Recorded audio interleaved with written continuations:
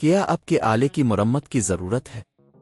ہم مفت تشخیص پیش کرتے ہیں بغیر کسی فون سفر کے اب کے دروازے سے لے کر واپس کرتے ہیں۔ مرمت سے پہلے قیمت بھیجتے ہیں اور صرف اب کی منظوری کے بعد آگے بڑھتے ہیں۔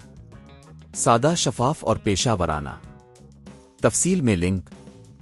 Msi Ms-1582 کے چارجنگ پورٹ کی تبدیلی کے لیے آپ کو درج ذیل مراحل پر عمل کرنا ہوگا۔ پہلا مرحلہ، ضروری اوزار کی تیاری۔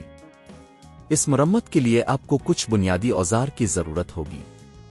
1 screw driver set, 2 pencil punching tool, 3 wire cutter, 4 charging port کا نیا ماڈل۔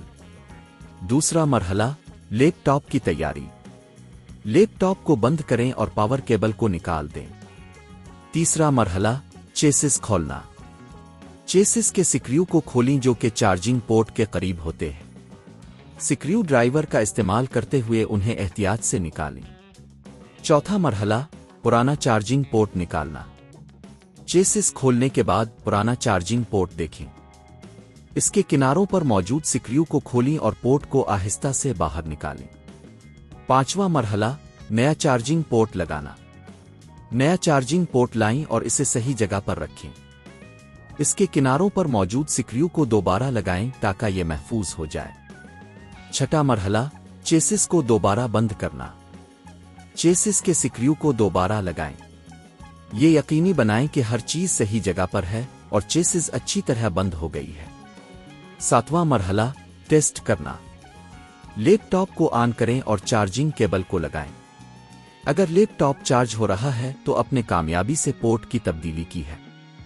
یہی طریقہ کار ہے جس کے ذریعے آپ اپنے Msi Ms-1582 کے چارجنگ پورٹ کو تبدیل کر سکتے ہیں۔